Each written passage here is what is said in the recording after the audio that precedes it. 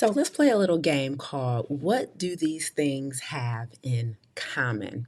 Here we go: sugar, oil, saturated fat, salt, stress, over the counter cold and flu medication, decongestants, ibuprofen, salt.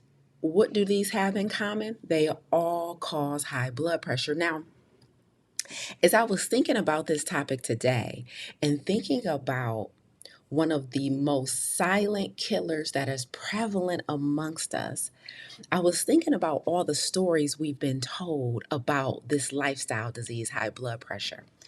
And as I was thinking about this, I was really reflecting on how many people, especially people of color, especially people in marginalized communities, literally perish from high blood pressure. I was also thinking about how unfortunately so many people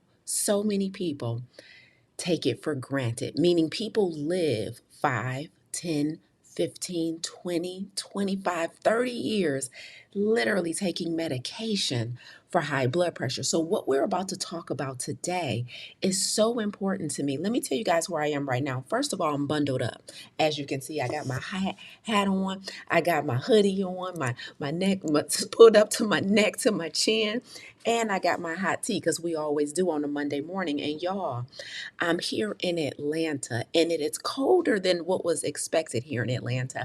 The high today is only 67 degrees, and it's 10 a.m. here, and so it's not even 67 yet. It's like in the 50s, and I'm feeling it. I'm feeling it here inside of the hotel. But the reason I tell you that is because part of the reason I'm here in Atlanta is because just yesterday, I had the pleasure of speaking at New Life Presbyterian Church. And we were speaking on the panel, myself, Jackie Glass, Brandy Harvey, and we were talking to the audience about these lifestyle conditions and these lifestyle diseases. And we were talking about some of the most prevalent conditions that disproportionately impact marginalized communities and communities of color. And of course, high blood pressure is one of those conditions. And as we're having this conversation, this wonderful panel conversation, we're talking about, the belief that it is okay to live with these conditions for years, mostly because we've seen so many people close to us live with things like high blood pressure and high cholesterol for years. Many of us know someone, if it's not ourselves, who are dealing with high blood pressure. And we don't even blink an eye. Like, we don't even get uncomfortable around the subject, right? And so I wanted to talk about high blood pressure today because it is truly a silent killer. So good morning and welcome back to Monday Morning Keynote with yours truly, Coach Lisa A. Smith. And we're talking about no pills and no pressure. How can I protect myself and, most importantly, my arteries to ensure that I don't become one of the millions of people in the world who are living with high blood pressure for years? What up, y'all? Welcome back. I see y'all already fully active in the chat. What's up, Tamika? What's up, Stacy? What's up, Lachey? What's up, Kiwi? What y'all sipping on? Let me hear it real quick, because when we talk about common subjects like this, sometimes it can, information about things like high blood pressure can go in one ear and out the other because it is so ubiquitous. It is such a common disease that we take it for granted. Like, a lot of us underestimate the seriousness of high blood pressure. And I know I ain't lying, because many people, by the time they come into our programs and do our 30-day vegan challenge, they like, oh, I don't have high blood pressure for 20 years. Oh, I was diagnosed in my 20s. I was diagnosed in my 30s. And so I know for many of us, we take it for granted. And so for many of you today, I am going to remind you of why this subject is so important. And for others of you, I'm going to help you to prevent it. So what we sipping on, I got my tea, y'all. My mugs is at home. I need a mug carrier. So when I'm on the road, I got to use these disposable cups. But I bought my own tea bag because who they think they talking to, right? And so I got my own tea bag. I'm sipping on black tea today. What y'all sipping on today? Wanda said hot lemon water. You better flush the system and detox, y'all. I've already had my water this morning. What up, Coach Carmel? Cinnamon tea. Tamika said drinking warm lemon water. Vision speaks. Good morning, Grace. Hey, I'm Shanti Grace. Key lime tea. Okay, Stacy, I love it. So we sipping good, y'all. We sipping good today. Staying hydrated, keeping it medicinal. Like I said, I don't know where y'all are, but here in Atlanta, it is 67. It's the high today, and we barely done crossed 50 so far. So I feel a little nip here in my hotel room. Okay, April said homemade ginger, lemon, hot water, and honey. Okay, April. Okay, right. You ain't got to put us to shame. All right, the rest of us just got water in the tea bag. April showing off, y'all. I love it. Okay, so let me tell you something. I was talking to my bestie recently, right? And so my bestie, he has he has some nasal challenges sometimes. And so that means that oftentimes one side of his passage is like clogged up, right? And so I don't know if it's a deviated septum or whatever it's called or whatever it is, but for years, he has had nasal and congestion issues in his nasal passages. And so he told me that for years, in order to like breathe clearly and sleep better, because one side of his nose was always felt stuffed up, he would take, that spray that you what is it called? A nasal decongestant. He will spray it up his nose every day so that he could sleep better. And I was like, man, that's interesting. You had to do that. He was like, yeah, like I was using it every day because I would get relief instantly. And it would help me to breathe throughout the day, and it would help me to sleep at night. And I was like, man, that's crazy. And I was like, how long did you use that? And he's like, I used it for almost a decade. Now, here's the shocking part for me, right? So this is an over-the-counter nasal decongestant that anybody can buy. Very, very popular brand. And he said, as a result of using this nasal decongestant for nearly a decade, I got diagnosed with high blood pressure. And I was like, what? Right? It was so shocking to me. He got diagnosed with high blood pressure. And he said once he stopped using it, he said it was almost like an addiction because he got used to getting that instant relief every time he would use it. He said, but once his blood pressure started going up, and he said, and it says right on the front of the package that may cause high blood pressure. So it's not even a secret. They are very, very open about a side effect of using this nasal decongestion is high blood pressure.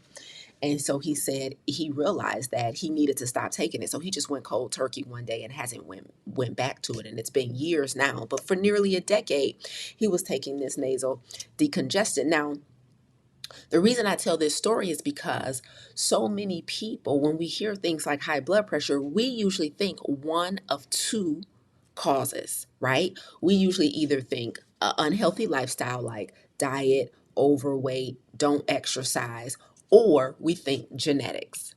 Tell me if I'm lying, y'all. When y'all hear high blood pressure, you usually think the cause is somebody who's just not putting their health first, or it's their DNA, it's their gene pool, right? But I think less rarely do we talk about high blood pressure being caused by some other habits many of us have, which is over the counter drugs. So just like he was using this decongestant, other things that we can buy literally over the counter that causes high blood pressure is things like ibuprofen, right? Ibuprofen that many of us keep in our cabinets, in our bags on a regular basis. I have ibuprofen. I don't use it often, but I even have it, right? We think about things like cold and flu medicine, side effects, high blood pressure, because it is also a decongestant. So when we think about some of these things, we never even consider, we just take the stuff because we just want the relief, right? We just want the relief. But then, of course, our diet alone, and even with our diet, our understanding of high blood pressure is very, very limited. What's the one thing we know causes high blood pressure in our diet? What's the major thing that people typically attribute high blood pressure to in our diet? Put it in the chat, y'all. And we usually take that out. If we're trying to lower our blood pressure, we just kind of focus on one dietary thing typically. And so we all know what that is exactly, which is salt. which is salt. And so when it comes to high blood pressure, we usually think of diet and lifestyle, or we think of genetics. And even when we think of diet and lifestyle, we really only focus on salt and don't consider other things that we eat, right? And so what we don't understand, and here's the first thing that I want to drive home today as we talk about this high blood pressure in our lifestyle disease series, is that it is not just salt. It is not just the lack of prioritizing our diet and our exercise. It is not just being overweight, and it is not just genetics. So, what I would love to do is reinstate the urgency that some of us have disregarded when it comes to high blood pressure. This stuff is serious, and it's really called the silent killer for a reason, because most people, many people, it's estimated that over 40 million people have high blood pressure and don't even know it, because literally there are rarely any symptoms that we recognize, right? And so sometimes we don't know we have blood pressure, for many of us, until it's too late, because blood pressure is a precursor to a heart attack, the number one killer in the country. Not heart attacks, but heart disease, right? It's also a precursor to a potential stroke, right? And high blood pressure is also a precursor to several other conditions and diseases. And because we don't necessarily attribute it to all of those things, and because it's technically silent, right? There's not a whole lot that happens when you have high blood pressure. And so it often has to come with a diagnosis. And so as a result, we don't take it as serious. But I want people to know that it's not just what you're eating. It's not just the absence of exercise that increases your risk of this disease. It's not just being overweight that increases your risk of this disease. It's not just your genetics, right, that increases the risk of this disease, but literally you can be taking something like a nasal decongestion every day for nearly a decade and develop high blood pressure. You can be a person whose immune system is compromised, so you get colds and sniffles quite often. So you keep a cabinet full of cold and flu medicine, not realizing that a side effect is high blood pressure. You could be a person that is experiencing chronic aches and pains. So you keep things like anti-inflammatory drugs like ibuprofen in your cabinet. These are everyday things that are in our household that literally raises blood pressure. So first things first, guys, this is serious, more serious than we've given it credit for. And here's the other thing: because there are a plethora of drugs and medications that can be prescribed for high blood pressure, many of us don't take it as serious because there is a system for managing it. One of the things we talked about at New Life Presbyterian Church in Atlanta yesterday, I told them on stage how one of the things that keeps us sick is because we've adopted a management mentality. A management mentality. So many of us, when we are unfortunately diagnosed with something like high blood pressure or type 2 diabetes or high cholesterol, things that are unfortunately very common, especially in America, because there has been years and decades of science and pharmaceutical companies formulating drugs for us when we have these conditions, we have adopted this idea that it's safe to manage these conditions for years. And what I want you guys to know is that it is not safe to manage these conditions. As a matter of fact, the blood pressure medications themselves, like the beta blockers, like these blood pressure medications themselves, have side effects, right? And when you are taking the medications for years, those can lead to other conditions. Like you got like light work stuff like dizziness, nausea, constipation that can accompany blood pressure medications, right? All the way to things that you have to be hospitalized for. But none of this registers as urgent for us because so many people have high blood pressure that it doesn't feel like it's that bad. Okay? So before I go into the dietary side of this and how blood pressure could really kill us over time and be the cause of death for a lot of us, I want you guys to understand the urgency. So let's reinstate the urgency of living with this condition, Having high blood pressure should not be taken lightly. It should not be something that we settle on just managing. We want it to be a signal that our lifestyle needs some adjustments. And so when we get these diagnoses, we have to stop looking at, well, what pill do I need to take? What time of day do I need to take it? What should the dosage be? And we should really say, oh, thank you, body, for sending me a signal that there are some habits that I have gotten away from that have inevitably caused my arteries to be narrow. And let me get back on track and work expeditiously as hard as possible to eliminate this condition. Nothing should be taken lightly. Nothing should be taken lightly. Nothing should be taken lightly. The number one cause of death in the US is heart disease. High blood pressure is the first red flag that you have a significantly increased probability of having heart disease and dying of a heart attack or stroke.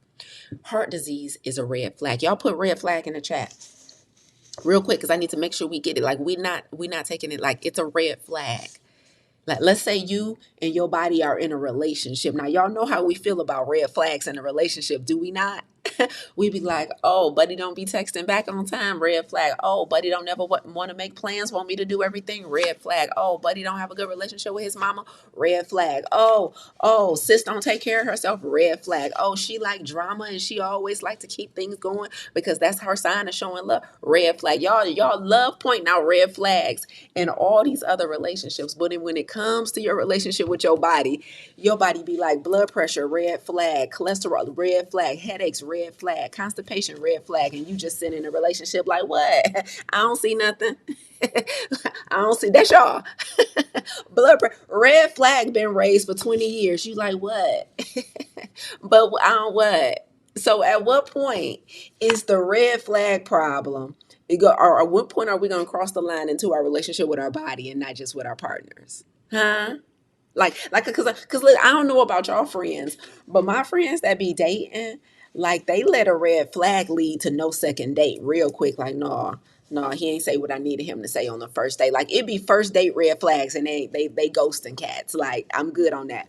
But y'all go to the doctor and they tell you pre-hypertensive and they tell you or you fully hypertensive and you be like, oh, okay, anyway, I got lunch at noon. When it's gonna be over? I got a whole seafood boil waiting on me. Like mind you, your body done gave you 18 red flags. What is you doing? Okay, so we need to be better. Okay, so let me teach this in terms that most of us understand. You are in a relationship with your body, and high blood pressure is a red flag. Hmm. Okay, now don't y'all clock off now. Don't make me lean in. Don't y'all clock off. This is a red flag. So first things first, this is more urgent. This is more urgent than what most of us give it credit for. Okay. This is not a yellow flag. This is not one in a possible. Maybe if we make these adjustments, we can make it work. No. High blood pressure is meant to be eliminated. Okay, here's the next thing I need you to know.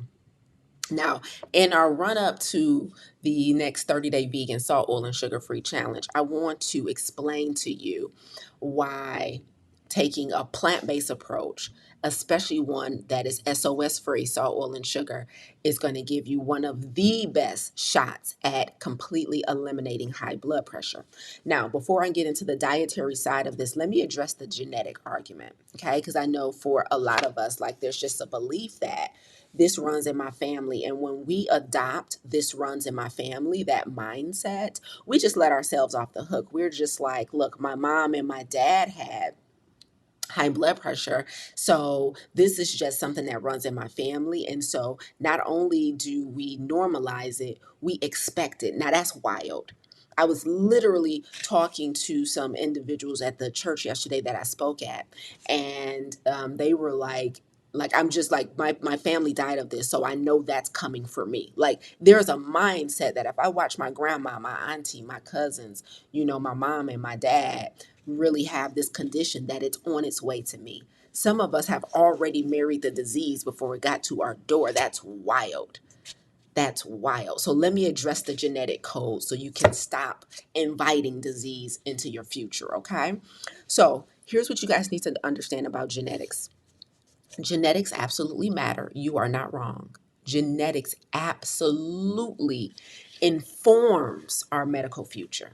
Okay, it informs it. It doesn't dictate it. It doesn't write the future, but it does inform the future. Okay, so you're right. Genetics does play a role. Here's where you're wrong: the size of the role it plays. So, does genetics matter when it comes to me having something like high blood pressure? Unequivocally, yes. Where you've been misinformed is the size of that role. Genetics plays a 10% or less, and it's closer to the single digits. Genetics plays a 10% role or less when it comes to high blood pressure. So that means absolutely you are correct. There could be an increased chance of you having high blood pressure. You're not wrong. However, the size of that role is minimal, which means 90% or more is lifestyle. Let me tell you something else about genetics. Just because it may be in your genetic code doesn't mean it's guaranteed. That's like, I'm gonna give you a perfect example of this. That's like alcoholism running in someone's family, right? And so someone says, man, my dad was an alcoholic. You know, three of my uncles are alcoholics. Like, you know, my auntie is an alcoholic. So I know alcoholism is more prevalent in my family. But let me ask you the question. What's the chances of that person becoming an alcoholic if they decide to never take a drink?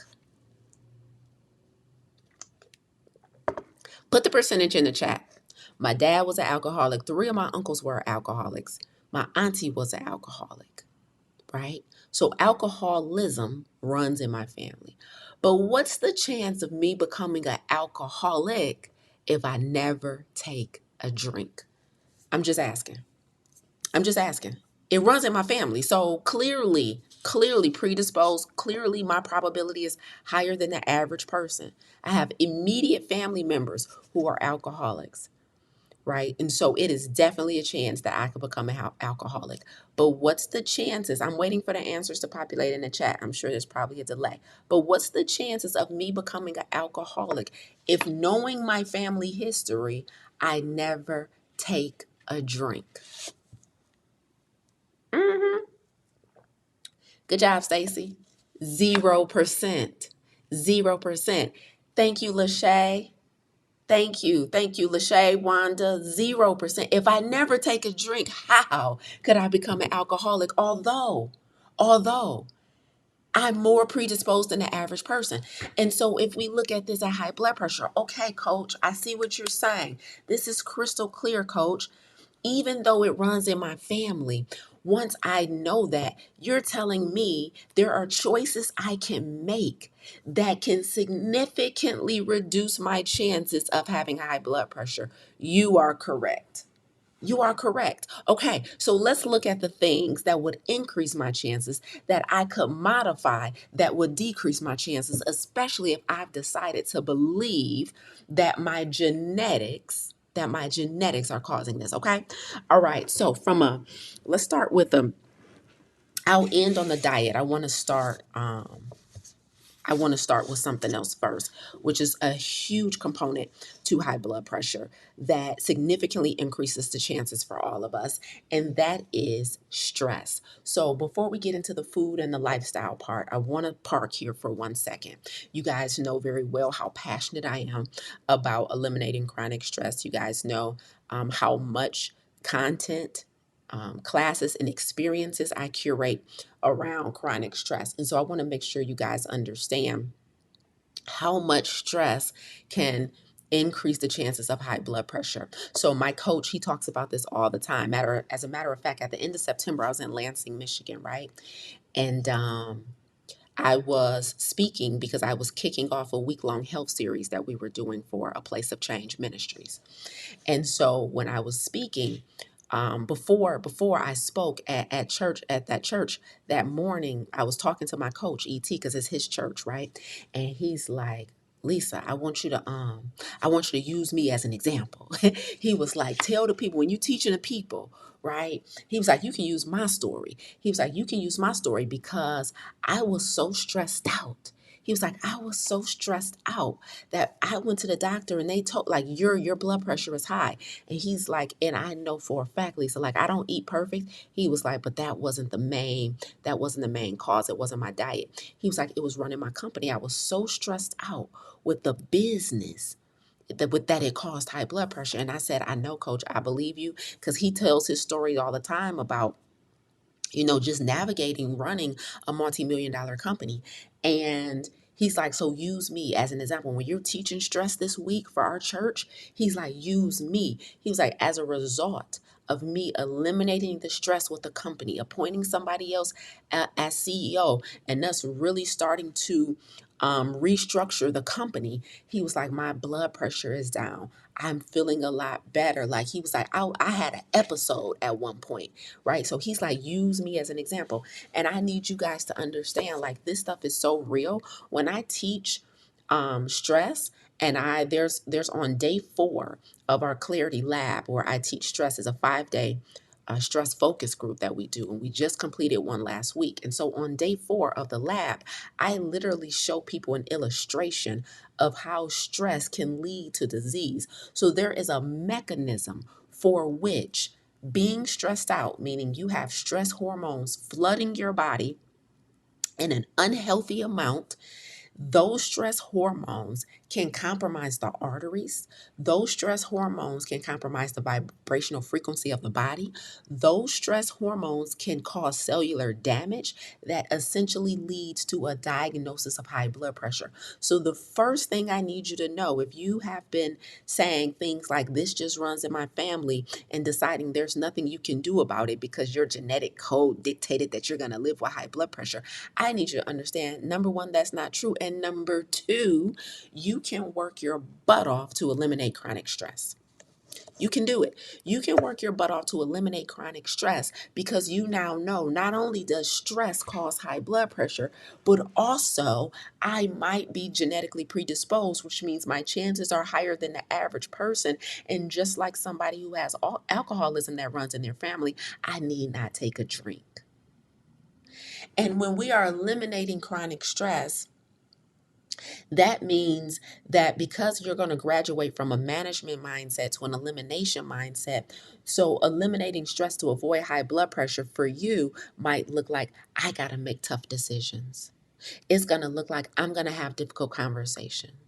It's going to have to look like I need to remove myself from situations that clearly I'm not qualified for. That's what ET did. He decided to let somebody else become CEO and run the day of the company. And that's how he relieved himself of the stress of his business. What decisions, as you sit here today, do you need to make to stop managing and start eliminating stress because it is compromising your blood pressure? That's it.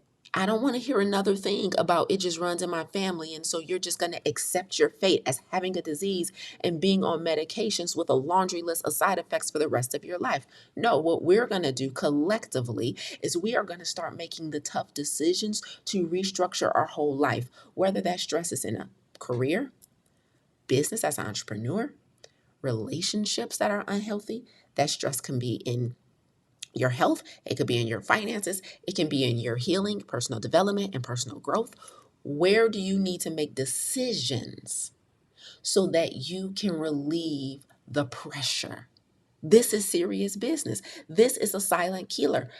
People are dying every day from high blood pressure caused by stress. And meanwhile, y'all trying to eat salads and drink water, and we got our warm lemon water, and we have our beets, and we have our green teas, and we're trying to eat more fiber, and you are still not addressing the bigger issue. You need to go have difficult conversations. You need to go tell somebody it's over.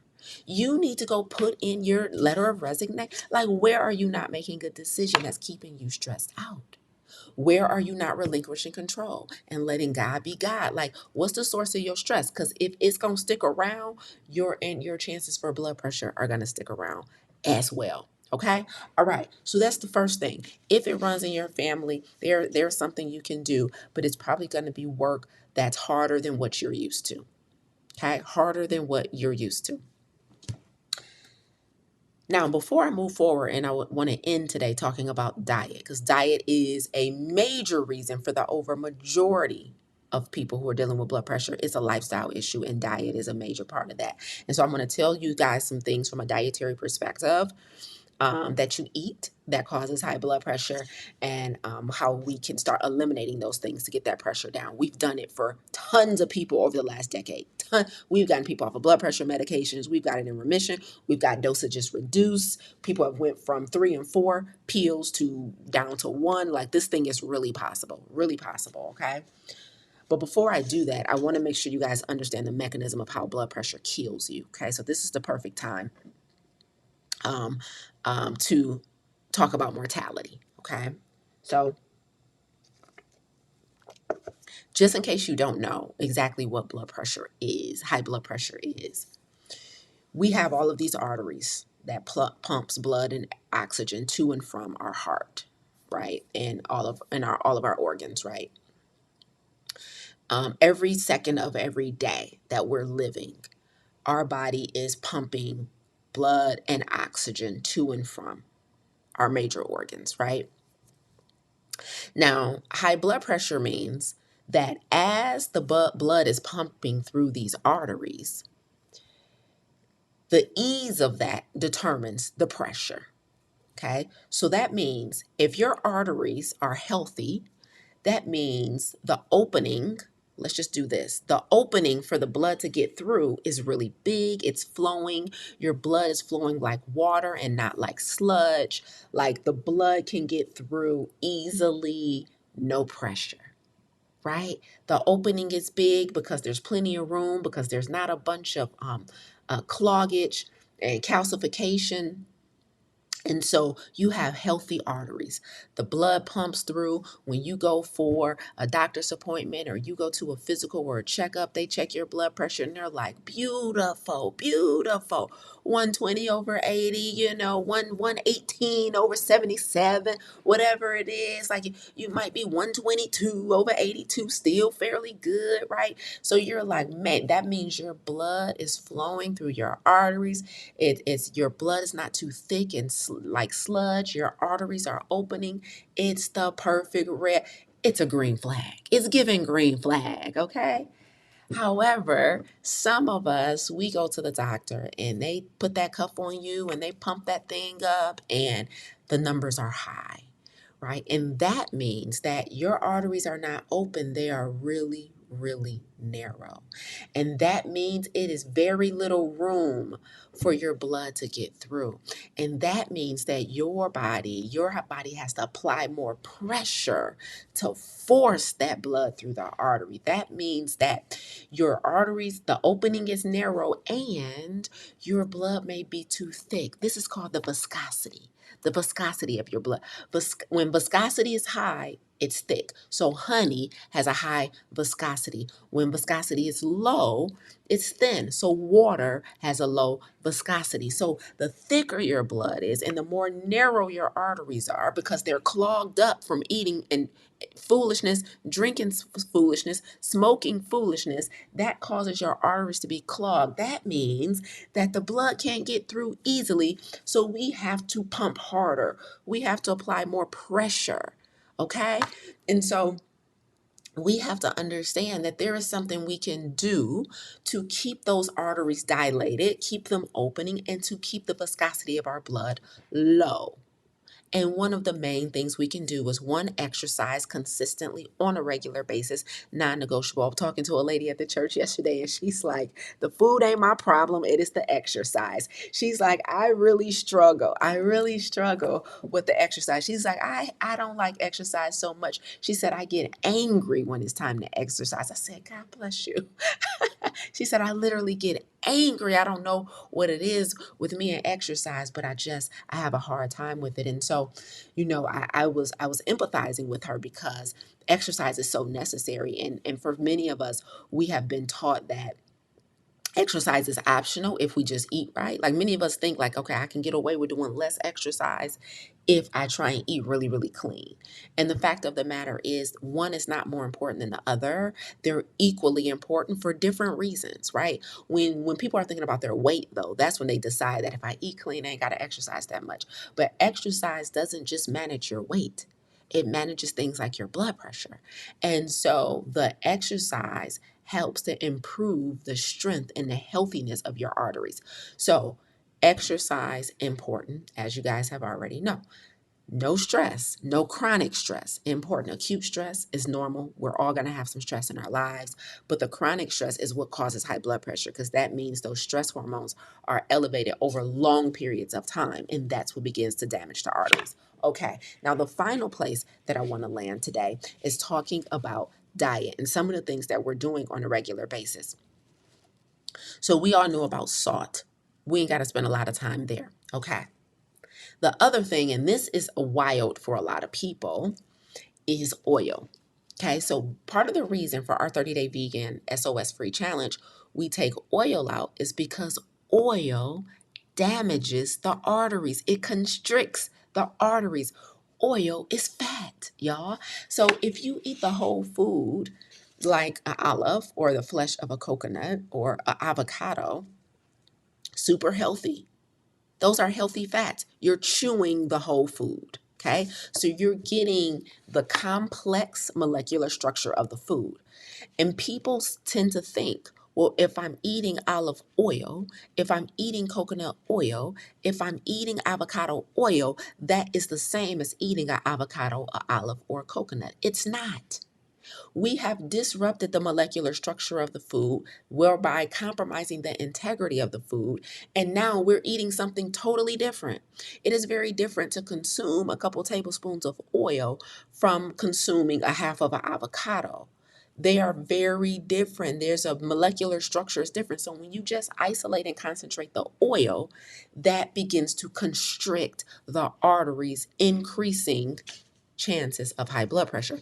So part of the reason we're going to be taking oil out of your diet for the month of January is for that reason. We want to start repairing the health of the arteries because some people don't know this, but when you have clogged arteries, y'all, the damage is not necessarily permanent unless that has begun the calcification process. So calcification in the simplest terms means hardening. So there is a point of no return when it comes to damaged arteries. 100%. There is a point of no return. That's why we see things like, bypass surgery so prevalent, right? Triple bypass surgery, right? There is, heart attacks. People kill over and die from clogged arteries, right? So there is a point of no return. However, there is also a point where you can catch it early and you can begin to reverse some of that damage. And we can see the opening of that artery begin to open up and dilate so that the blood can go through. And that can happen if you stop consuming so much oil. Oil is not a health food. Can somebody put that in the chat for me just in case somebody needs to see it in black and white? Oil is not a health food. And I'm not suggesting that you need to be oil free for the rest of your life. You actually don't, right? I consume minimal oil, right? During our challenge, I don't consume any oil with our group as I do the challenge with my team and with our participants. But people who are dealing with high blood pressure or some other type of diagnosis needs to be oil free for a period of time to repair, right? Treatment. That's why we call our challenge treatment, because this is not us just trying to expose you guys to a plant-based diet. This is us really trying to help you put this stuff in remission. And you put it in remission when you stop consuming the things that caused it, not when you minimize the things that caused it. Oil needs to be eliminated for a period of time if you have high blood pressure. Also, if you're overweight, also if you have type 2 diabetes, but we're going to talk about all the rest of that stuff in this lifestyle disease series. For this installment of the lifestyle disease series, episode 3, we're only talking about high blood pressure. So if you have high blood pressure, guys, I challenge you to do the challenge with us so you can learn recipes, ways of cooking, alternative ways of consuming food that will help you eliminate oil for a period of time so you can stop taking drugs that have crazy side effects. I don't even know why they call side effects. So you can stop taking drugs that have direct effects. Okay? Nothing is innocent. Like these man-made drugs come with other problems. And here's the crazy thing about high blood pressure drugs. I remember learning this a couple years ago, and I was like, what? Did you guys know that in the majority of cases, high blood pressure meds does not lower your blood pressure down to like 120 over 80? Like it doesn't lower it to, it's not like, for a lot of people, they take the med, and while it lowers the blood pressure, it does not lower it all the way down to normal levels, right? You can be taking blood pressure drugs and still have high blood pressure. It's just not as high as it would be if you weren't taking the drugs. I almost threw my whole, I said, what? When I first learned that, because I was talking to somebody and they were like, yeah, my blood pressure averages like 140 something over whatever. And I'm like, well, I thought you were on medications. They was like, oh, I am. That's with medication. And then I started learning this and studying this, and I'm like, you are kidding me. So you mean to tell me I'm not even getting the benefit of it being all the way where it's supposed to be? It's just lower, like it would be 170 over something, but now it's 140 with the med, but it's not 120 where it's supposed to be. Are you kidding me? Like, why wouldn't we just do the harder work of abstaining from the things that's causing it versus being, can I say lazy here without y'all getting offended? Will y'all get offended if I say lazy? Y'all probably will, and it turns out I already said it. Can we do the harder work of abstaining from the stuff? Can we repair our relationship with food and stop being so lazy that we would rather take a pill and keep eating deep fried fish and fries and burgers and smothered stuff? And like, I want to eat that, and I just rather take a pill than just repairing my relationship with food and stop having to have and stop not being able to live without. Why don't we just do the harder work and realize that the stuff, that the man-made pills that we're taking are causing side effects, but the reason we're not afraid of it is because we have been able to live with the dizziness, the nausea, the constipation, the compromised libido, all of these things for years. So because we can live with the side effects, we don't see them as a problem. Blood pressure is a precursor to premature death. How is that not scary AF? Anyway, so what I'm telling y'all is oil is not, I went all the way around the mountain and back to tell y'all that oil is not a health food, okay? So we know salt, but I also need y'all to understand oil. It damages the arteries.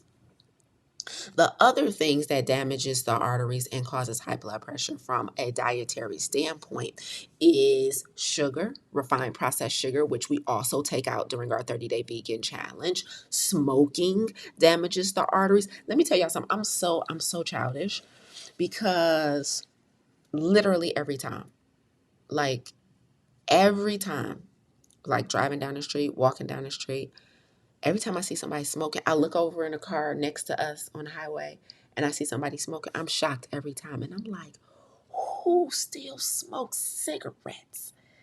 Who? Like, I can't even believe it. We not over this yet. Like, we still like smoking cigarettes. Like, smoking cigarettes is so played out. And I just don't understand. I'm like, how are we still on that? How are we still on that? Right? Like, they be putting the most graphic pictures on the front of the package and everything, and we still on that. We still smoking cigarettes. I'm like, what is happening? Like, I just can't handle it. So anyway, smoking, drinking alcohol, eating refined sugar, eating oil, eating salt, eating processed foods, ultra processed foods, blood pressure, blood pressure, blood pressure. You pair that with little to no exercise, you pair that with chronic stress, and you have a recipe for disaster. And again, when our body cannot pump the blood through our arteries, that inevitably causes even more pressure on the body, more pressure on the heart, and we can end up with a heart attack. Like, the number one cause of death in the US, heart disease, is caused is heart attacks, stroke, congestive heart failure. That's the like their heart disease is a cluster of conditions. It's not one thing, right? So heart disease is a cluster of conditions. And so when you have high blood pressure, you are inching your way towards that 7 to 900,000 people that die a year in the United States from heart disease. Like, so when like a black man in my life, when a black woman in my life, when a person in my life has this condition, I don't take it lightly. Like, I don't play these games. Like, I'm not just like, make sure you take your medication, because the medication don't even normalize the thing most of the time. Like, this is serious. So I want you guys to start treating these conditions that people live with for 20 and 30 years as serious as we treat something like cancer, as serious as we treat something like COVID. Like, we need to start seeing it as, whoa, I understand that almost 1 million people die every year from this, and and high blood pressure increases my chances from dying of that too. Okay. Let's get into really quickly what can begin to reverse high blood pressure as we get out of here. So, the reason we do this challenge is, number one, because a plant-based diet is the only dietary protocol that has been proven to not just prevent heart disease, the number one cause of death, but reverse it, right? And so part of the reason for that is because plants are so medicinal. So when I say plants, that's your vegetables, right? So it can be, foliage like a spinach, a kale, arugula, sprouts, right? And then you got your Brussels sprouts. You have your broccoli. Your cruciferous vegetables, your cauliflower. Then you have your nightshades. You got squash. So there's the kingdom, the plant kingdom is so large. So when we do our 30-day vegan challenge, we have you guys eating 2 to 3 cups of vegetables a day, right? So you could put some of those raw in a smoothie or a juice. You can cook them. You can eat a salad. Like, you can have them multitude of ways. They can be mixed into like a chili or a soup. It's very, very easy to get 3 cups of vegetables, right? But part of the reason we do that is because the plants create something called nitric oxide.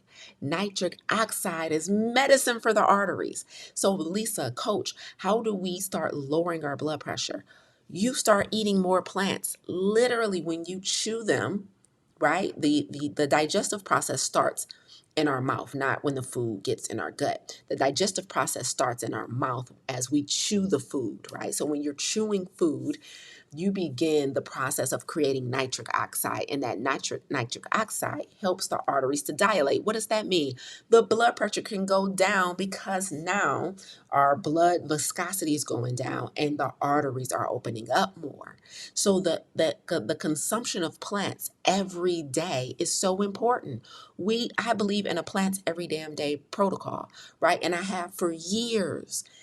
And that is because I need my arteries to be healthy. So when I'm running and I'm jogging and I'm doing plyometrics in the gym, but then I'm following that up with multiple servings of plants throughout the day, whether that's in like a green juice or a green smoothie or a raw salad or just a side of veg, right? That is helping to protect the integrity of my arteries, increasing my chances of staying far, far away from blood pressure. Then you have like what's called considered like superfoods for blood pressure, right? You got like your beets, superfoods for blood pressure, right? You have different type of teas. Like, there's so many things that's so healthy. But the problem is, when people want to know about decreasing blood pressure, most people want to know what they can add. And I don't like to I don't like to spend a lot of time there, because what they ignore, sometimes on purpose because it's much harder, is what they need to remove, right? So absolutely, you can add like more beets into your diet.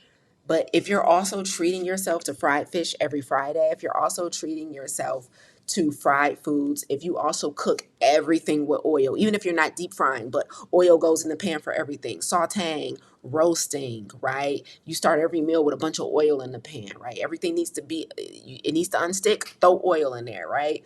Your dressings and your marinades, right? Full of oil.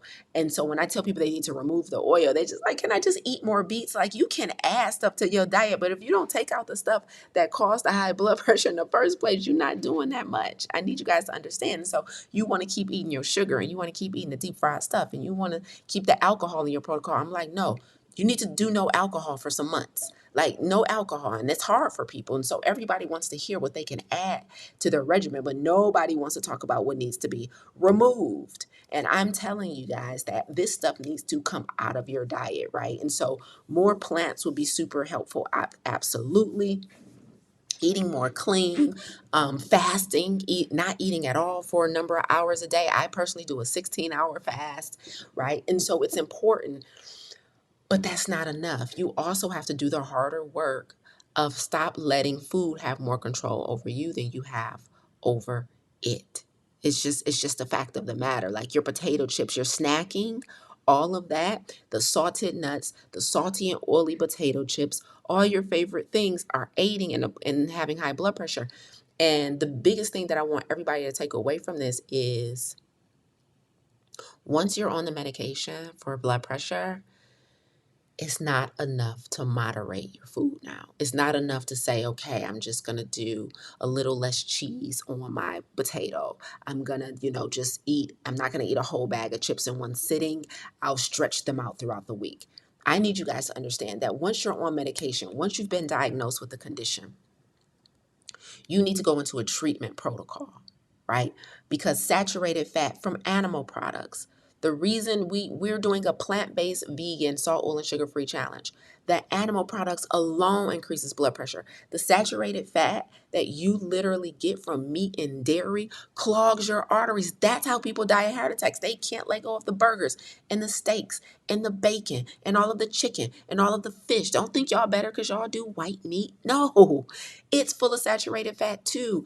The cholesterol that's in your favorite seafood, blood pressure. So when we go into the challenge in January, I don't need you to see it as deprivation. I don't need you to see it as an extreme restriction because Lisa is radical. I need you to see it as treatment. I need you to understand that the little bit of effort you've been putting in, where you reduce the amount of meat you eat, where you reduce the amount of dairy you take in, where you reduce your sugar, where you reduce all your salty and oily snacks, is not working. You are not working towards elimination. You are on a management protocol. So if you want to manage blood pressure for another 15 or 20 years, keep it up. Go ahead and say, I only treat myself to fried fish once a month. If you are enjoying your management protocol, I'm not mad at you. What I get upset with is when you expect something to be eliminated, but you're following a management protocol. Moderation is a management protocol. Elimination requires abstinence. That's the thing I want everybody to understand.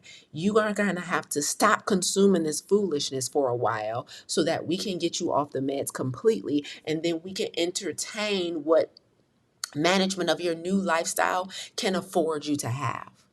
But some of us are so addicted to food that we don't have the willpower, we don't have the discipline, we don't have the sense of urgency to stop eating. You don't need another sleeve of cookies, you don't need another potato chip, you don't have to have a glass of wine every time you're irritated. It's your birthday, you don't deserve alcohol. You got high blood pressure.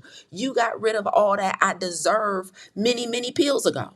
Many blood pressure cuffs ago. What is you doing? You don't deserve it. You haven't earned it. You're not entitled to it. You have to repair your relationship with food. You have to repair your relationship with exercise. You have to reconfigure your relationship with stress in order to truly get rid of this disease, which we have done for a ton of people. So I know it's possible. So as I sip my lukewarm tea, I just want you guys to know it's possible. I want you guys to know that this condition is just as urgent as any other disease. And I want you to stop thinking that the way to go about it is to take a pill on time every day. How about take a plant on time every day? Like the same day that you pop your pills, why don't you try chewing a plant so that you can create that nitric oxide and start repairing your arteries from the inside out, as opposed to taking a man-made pill that was formulated in the lab that comes with side effects that they don't even hide from you, but you just decided that it's worth it so you can continue to eat steak and shrimp and lobster and cheese and butter. What? You let a man tell you that I'm about to give you something that is going to potentially cause more damage in your body, But if you take this, it's going to help you to manage the other disease I gave you when I fed you the food. And you just saying, okay, thank you, I accept. Red flag, red flag, red flag, red flag. We got to work on relationships better. Because if anybody else try and hand you something that's toxic for you, you would not take red flag, red flag, red flag. But when it comes to your relationship with your body, you just like, I mean, them red, I mean, coach, they mean, are they red though? Y'all be over there like, I mean, they kind of mean burgundy. It's like a light pink coat. Like y'all be trying to negotiate the red flag. I'm like, it's killing you, sis. It's killing you, bro. Yeah, but like, so I can't have just a little bit. Okay, coach. Like, what about grapeseed oil? Y'all be trying to negotiate red flags. I ain't never seen nothing like it. I ain't never seen nothing like it. So we gotta do better. Y'all gotta do better with what y'all eat, y'all lifestyle, and I gotta do better with judging y'all. Okay. Listen, this has been our third installment in our lifestyle disease series as we are in the run up to our next 30-day vegan salt, oil, and sugar-free challenge. If you aren't already, click the link that's pinned in the comments to get registered. Then copy it and send it to 3 people that got high blood pressure. You know who they are. You're thinking about them right now. Probably your partner and 2 of your cousins. Go ahead, copy the link and tell them, I just found the person who was about to make sure we have many more years together. That don't tell them nothing about blood pressure. See, here where y'all be messing up.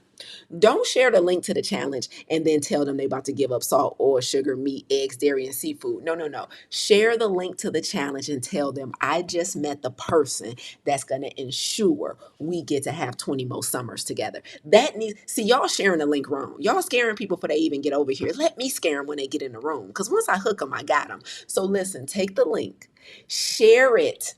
Share it with your friends and family who are dealing with high blood pressure, obesity, high cholesterol, food addiction, depression, anxiety, and chronic stress. Share the link with them to join the 30-day vegan challenge. But don't say nothing crazy about what they about to do and what they can expect and how hard it's going to be.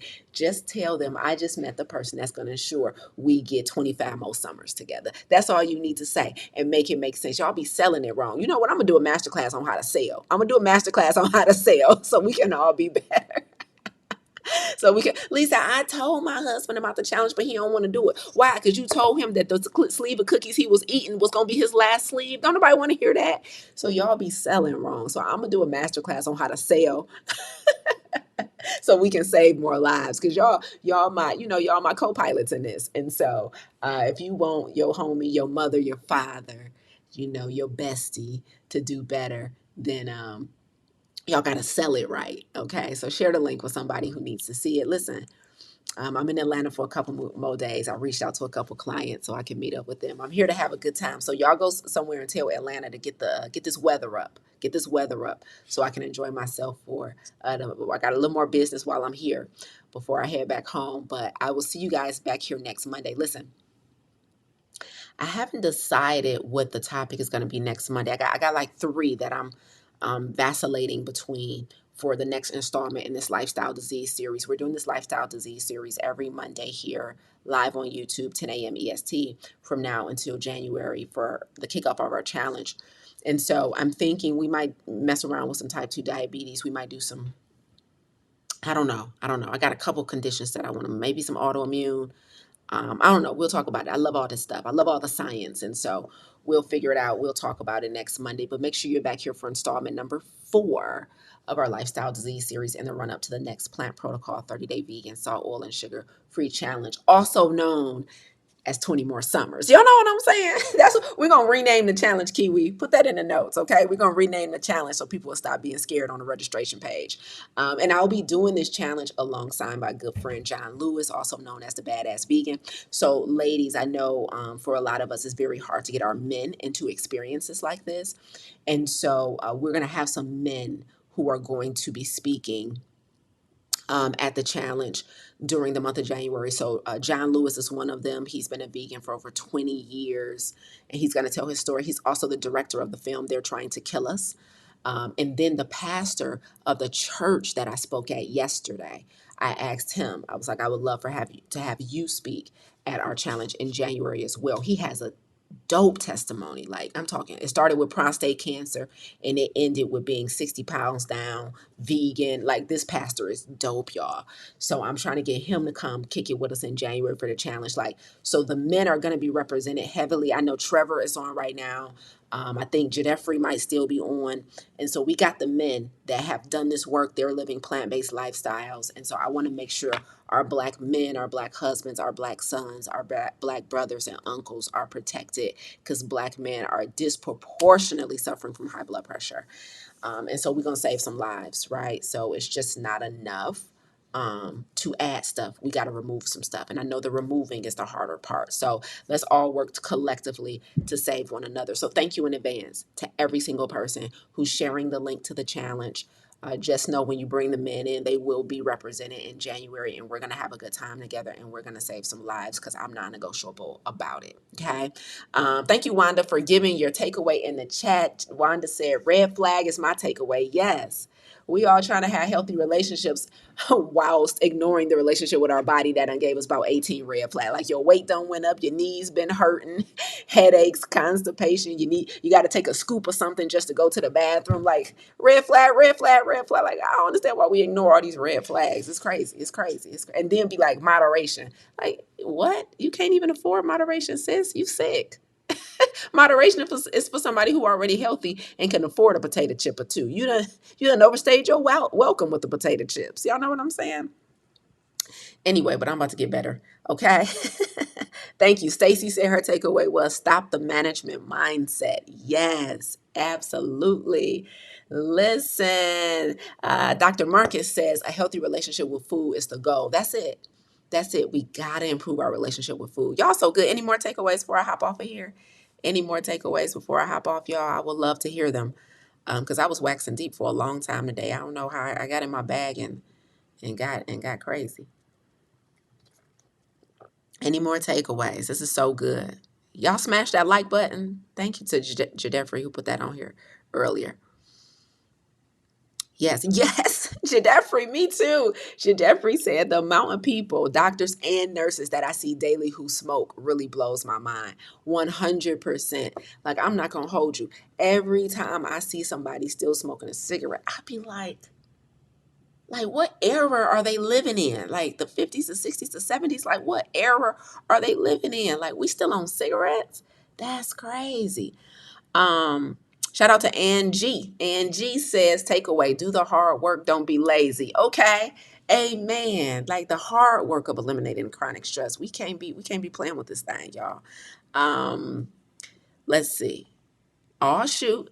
Dr. Marcus says, I will message you about how I became an accidental vegan thanks to you. Come on now. Ain't nothing like stumble upon a plant-based lifestyle, accidentally adding 20 years to your life. You know what I'm talking about? That's what I'm talking about. Thank you, Dr. Marcus. Definitely email me. I would love to hear your story.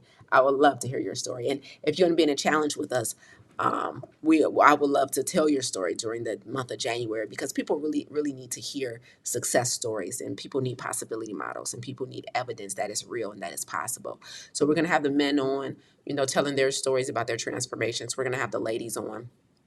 And so thank you guys for all of you who are willing to be a possibility model for other people in the room who are just not believers yet, because they've been managing these conditions for so long that it's hard to be a believer. So I love y'all for that. I love y'all for that. So thank y'all for hopping on today. I'm going to finish up my stay in the A.